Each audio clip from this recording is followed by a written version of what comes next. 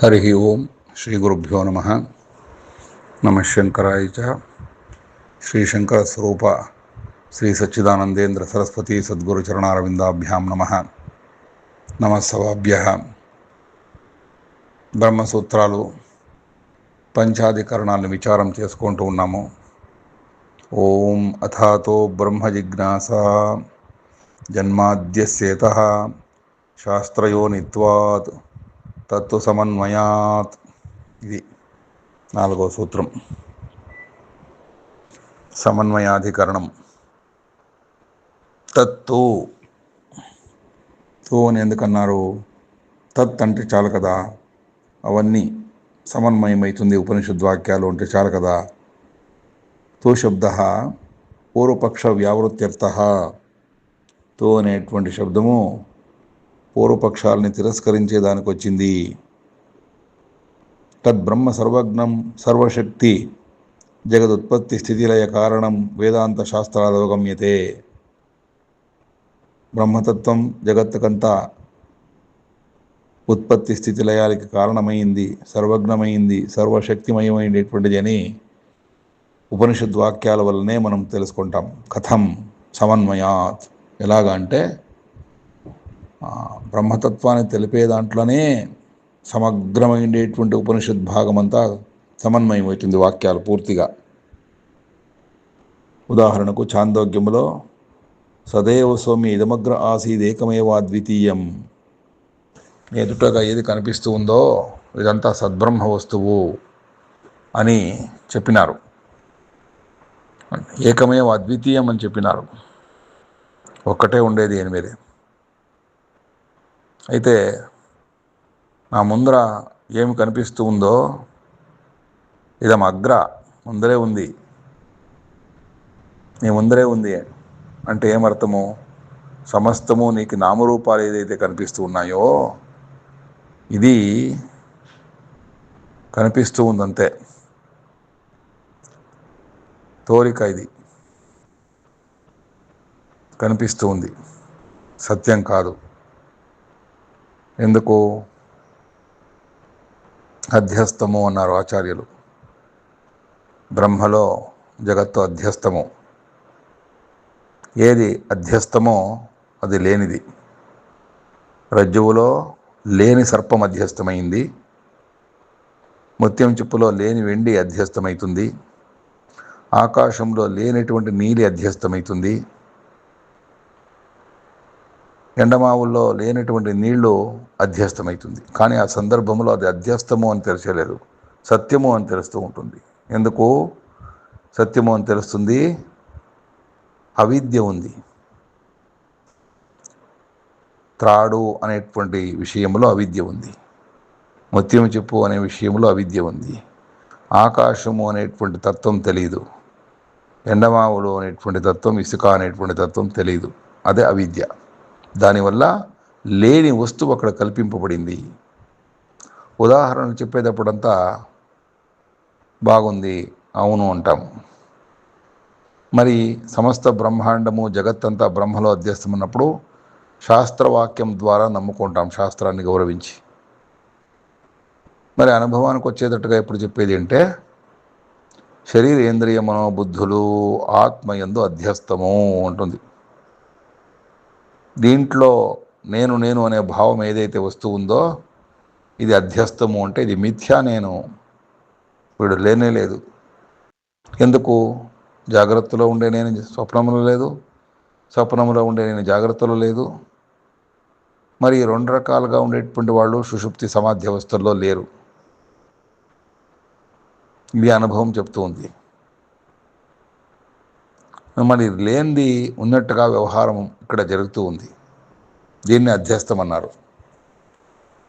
అధ్యస్థం అంటే లేనిది ఉన్నట్టుగా ఉంటుంది అంటే ఏమర్థము? అధ్యస్థము అంటేనే ఒకటే, లేనిది ఎంటా చెప్పినైనా ఒకటే. ఎందుకు? అవిద్యావంతుని నిర్ణయము సత్యం కాదు కదా. అవిద్యావంతుడికి కనిపిస్తూ ఉండేటువంటిది సత్యమా? అవిద్యావంతుడు ఇది కరెక్టు అని చెప్తూ ఉంటే అది సత్యమా? సత్యం కాదు. ఎందుకు? వాడు అధ్యాసలో ఉన్నాడు, వాడే అధ్యాసలో ఉన్నాడు, వాడు నిర్ణయిస్తూ ఉండేటువంటి నిర్ణయాలు ఎలా సత్యం అవుతుంది? కాదు, కుదరదు. అయితే ఎక్కడెక్కడ అధ్యాసం ఉంటుందో అక్కడంతా అవిద్య ఉంటుంది. జాగ్రత్త స్వప్నాల్లో అధ్యాసం ఉంది, అవిద్య ఉంది.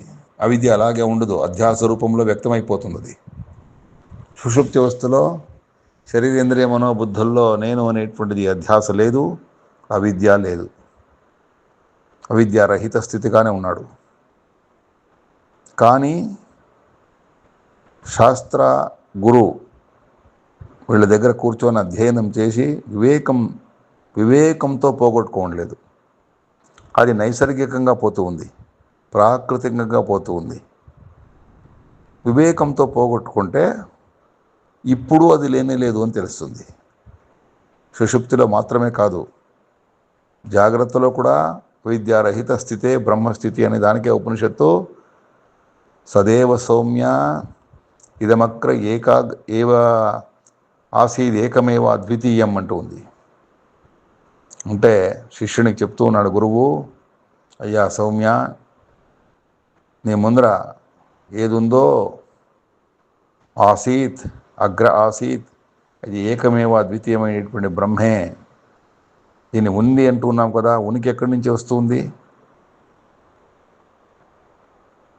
నామరూపాలు మార్పు చెందుతూ ఉంది. నీవు నిర్ణయించేటప్పుడు చూసేటప్పుడు మార్పు చెందుతూ ఉంది. మరి లేకుండా పోతుంది. ఒక అవస్థలో ఉండింది మరొక అవస్థలో వేరే నామరూపాలు కనిపిస్తుంది. సుషుప్తిలో నామరూపాలు లేకుండా పోతూ ఉంది. మరి లేని దాన్ని ఉంది అని ఎలా అనుకునేది? ఇక్కడ సమన్వయం అవుతుంది వేదాంత వాక్యాలని బ్రహ్మతత్వాన్ని ప్రతిపాదించే దాంట్లో. ఆత్మావా ఇదమేక ఏవాగ్ర ఆసీత్, ఆత్మ ఒక్కడే ఇక్కడ ఉండేటువంటిది అని చెప్తూ ఉంది ఐత్రేయం. ఇంకా నీకు ముందర వెనక బాహ్యములో అంతరికములో అన్నీ అనుభవపూర్ణంగా ఉండేది బ్రహ్మతత్వమే అని చెప్తూ ఉంది ఉపనిషత్తు. తదేతద్ బ్రహ్మ పూర్వమనమ పరమనంతరమ బాహ్యమయమాత్మ బ్రహ్మ సర్వానుభూ అంటూ ఉంది. అంటే ఈ బ్రహ్మము ముందు వెనుక లేనటువంటిది, లోగల బయట లేనటువంటిది, సర్వాన్ని అనుభవిస్తూ ఉండేటువంటిది ఆత్మే బ్రహ్మమే అని చెప్తూ ఉంది వేదం. బ్రహ్మై వేదం అమృతం పురస్తాత్ ముండకం శృతి చెప్తూ ఉంది. ముందర ఏముందో ఇదంతా ముందర ఉండేటువంటిది అమృతమైనటువంటి బ్రహ్మమే. నువ్వు బ్రహ్మానికంటే వేరుగా చూస్తూ ఉన్నావంటే అవిద్యాగ్రస్తుడంతే ఇత్యాదిని. ఇవన్నీ శృతి వాక్యాలని బ్రహ్మతత్వాన్ని తెలిపేదాంటకే వచ్చింది. నచ తద్గతానాం పదానాం బ్రహ్మస్వరూప విషయే నిశ్చితే సమన్వయ అవగమ్యమానే అర్థాంతర కల్పనాయుక్త. బ్రహ్మతత్వాన్ని తెలిపే దాంట్లో ఇంత స్పష్టంగా శృతి వాక్యాలు చెప్తూ ఉంటే దానికి మరొక విధంగా ప్రధానం కారణము అనేది, ఇంకొకటి కారణము అనేది జగత్తుకి వేదాంత వాక్యాలన్నీ ప్రధానాన్ని చెప్పేకొచ్చింది అని ప్రధానవాదులు, కర్మని చెప్పేకొచ్చింది అని కర్మవాదులు. కుదరదు. ఎందుకు? బ్రహ్మతత్వాన్ని చెప్పే దాంట్లో సమన్వయం అవుతా ఉంది. అది శృతి హాని అశ్రుత కల్పన అవుతుంది. శృతి హాని అశ్రుత కల్పన ప్రసంగాత్ అంటున్నారు ఆచార్యులు. దానికే పూర్వపక్షములో వాళ్ళు కర్మవాదులు కర్మాన్ని చెప్పేకే వినియోగమైంది వేదము అంటే దాన్ని తిరస్కరిస్తారు. ఎందుకు? క్రియాకారక పల భేదాల్ని నిరాకరిస్తుంది వేదం. నజతేషాం కర్తృస్వరూప ప్రతిపాదన పరతావసీయతే. కర్తృస్వరూపాన్ని ప్రతిపాదించే దాంట్లో వేదం సమన్వయం అయ్యం లేదు. ఎందుకంటే తత్కేన కంపశ్యేతని శృతి, బృహదారణ్యక శృతి. బ్రహ్మజ్ఞానమైన తర్వాత ఏదాని నుంచి ఏదాన్ని చూడగలుగుతాడు అంటే క్రియాకారక ఫల నిరాకరణ శృతేహే. క్రియాకారక ఫల నిరాకరణం చేస్తూ ఉంది శృతి. ఇవన్నీ అసత్యము అని, సత్యం కాదు అని. నచ పరినిష్ఠిత వస్తు స్వరూపత్వేపి ప్రత్యక్షాది విషయత్వం బ్రహ్మణ. పరినిష్ఠిత వస్తువు ఏదైతే ఉందో బ్రహ్మతత్వము, దాన్ని చెప్పేకే ఉపనిషత్తులు ముందుకొచ్చాయి. పరినిష్ఠిత వస్తువుని చెప్పేదానికే శృతి వాక్యాలు ముందు వచ్చిందాయి. ఎందుకంటే ఉదాహరణకేమి తత్వమసి ఇది బ్రహ్మాత్మభావస్య శాస్త్రమంత్రేణ అవగమ్యమానత్వాత్. తత్వమసి, అదే నువ్వు ఉన్నావు అని శృతి చెప్పేసింది. తత్తు హేయోపాదే రహితత్వాత్ ఉపదేశ అనర్థక్యమితి. అక్కడ తత్వ సమన్వయాత్ అదే నువ్వు అని చెప్పినప్పుడు ఇంకా కొత్తగా తీసుకునేకేముంది, కొత్తగా వదులుకునేకేముంది అక్కడ? ఎందుకంటే ఉన్నది పరినిష్ఠిత వస్తువు, అది అలాగే ఉంది. దాని స్వరూపాన్ని చెప్పే వేదం వచ్చిందే కానీ ఏదో కొద్దిగా తీసివేసేది, కొద్దిగా చేర్చేది ఈ వ్యవహారానికి రాలేదు. కొత్తగా పొందడం ఏమీ లేదు ఇక్కడ, పోగొట్టుకోవడము లేదు. లేనిది పోగొట్టుకోవడము, ఉన్నదాన్నే ప్రాప్తించుకోవడం, ఇంత చెప్పొచ్చు అంతే వేదాంత శాస్త్రం చెప్పేది. నైష దోష, అదేమీ దోషం కాదు. ఎందుకంటే బ్రహ్మజ్ఞానం అయిపోతుంది, తర్వాత ఏం చేస్తాడు? వాడి కర్తవ్యమే లేదు కదా జగత్లో. అవును నాయన, అదే పురుషార్థము, అదే మోక్షము. కర్తవ్య రాహిత్యం అంటే ఎంత ఆనందంగా ఉంటాడు వాడు. కర్తవ్యాలు ఉంటే కదా వానికి బాధ, మనోవేదన. కర్తవ్యాలు లేకపోయినప్పుడు హాయిగా ఉంటాడు లౌకికంగాను మనం ఆలోచిస్తే. నైష దోష, ఇదేమీ దోషం కాదు. హేయోపాదేయ శూన్య బ్రహ్మాత్మావగమాయ సర్వక్లేశ ప్రహణాత్ పురుషార్థ సిద్ధేహే. ఎంత మంచి వాక్యం అది. హేయోపాదేయ శూన్య బ్రహ్మాత్మత అవగమాదేవ సర్వక్లేశ ప్రహరణాత్ పురుషార్థ సిద్ధేహే. కొత్తగా తీసుకున్నది, విడిచేది ఆ వ్యవహారమే లేదు, అది శూన్యమైపోయింది. ఎప్పుడు? బ్రహ్మాత్మ అవగమాదేవ, బ్రహ్మను తెలుసుకున్న తర్వాత, బ్రహ్మమే అని తెలిసిన తర్వాత. ఎలా పోతుంది ఇవన్నీను? సర్వక్లేశ ప్రహరణాత్ పురుషార్థ సిద్ధేహే. ఇంతవరకు మనస్సులో ఏ బాధపడుతూ ఉంటువో, ఏ క్లేశం పడుతూ ఉంటువో అవన్నీ తొలగిపోయింది. పురుషార్థ సిద్ధి అదేనే. దేవతాది ప్రతిపాదన స్థితు స్వవాక్యగతో ఉపాసనార్థత్వేపి న కశ్చిత్ విరోధ. దేవతాదుల్ని ప్రతిపాదించేటువంటి వాక్యాలు ఏదైతే ఉందో అవి అలాగే ఉంటుంది, ఉపాసనా వాక్యాలు, దానికేం సంబంధం లేదు. ఇది నతు తథా బ్రహ్మణ ఉపాసనా విధిశేషత్వం సంభవతి. కానీ బ్రహ్మను చెప్పే వాక్యాలకి, ఉపాసనా వాక్యాలకి అంగంగా ఉంది, శేషంగా ఉంది, సహాయకంగా ఉండేవి అని మాత్రం తీసుకోరాదు. అది ముఖ్య విషయం.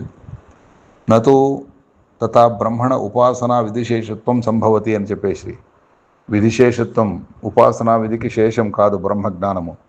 ఏకత్వే హేయోపాదేయ శూన్యతయా క్రియాకారకాది ద్వైత విజ్ఞాన ఉపమర్దనోపపత్తేహే.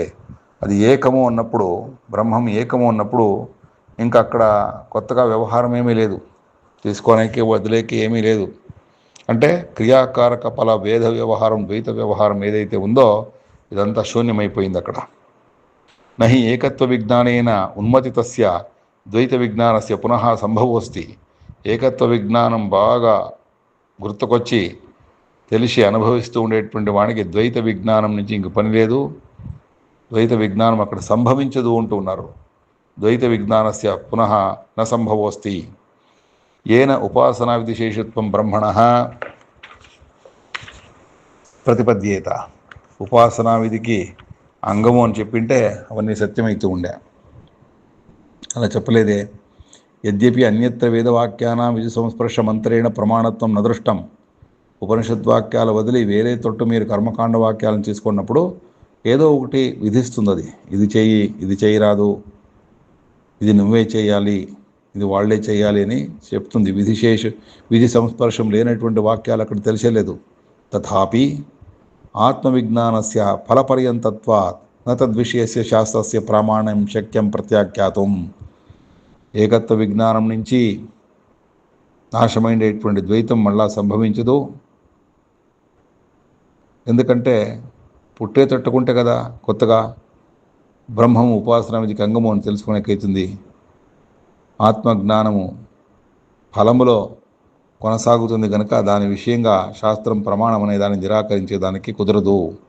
ఇది కాకుండా శాస్త్ర ప్రామాణ్యం అనేటువంటి దాన్ని అనుమానం నుంచి తెలుసుకునేది కాదు. ఇది అనుభవపూర్వకంగా తెలుసుకునేది. నచ అనుమానగమ్యం శాస్త్ర ప్రామాణ్యం ఏన అన్యత దృష్టం నిదర్శనం అపేక్షేత. అలా ఉంటే మరొక ఉదాహరణ ఇస్తూ ఉండే వేదం ఏమీ చెప్పలేదే. తస్మాత్ సిద్ధం బ్రహ్మణ శాస్త్ర ప్రమాణకత్వం. దానికే శాస్త్ర ప్రమాణం అనేటువంటిది బాగా సిద్ధమవుతా ఉంది. వేదాంత వాక్యాలన్నీ అక్కడే సమన్వయమవుతుంది అనేటువంటిది చాలా ముఖ్యమైనటువంటి విచారం. ఇంకా ఇంకొక పూర్వపక్షము, బ్రహ్మం అనేటువంటిది ప్రతిపత్తి విధికి శేషంగా ఉంటుంది, శాస్త్ర ప్రమాణము అనే పూర్వపక్షం వస్తుంది. దాన్ని రేపటి రోజు విచారం చేసుకుందాం. హరి ఓం తత్సత్ బ్రహ్మార్పణమస్తు.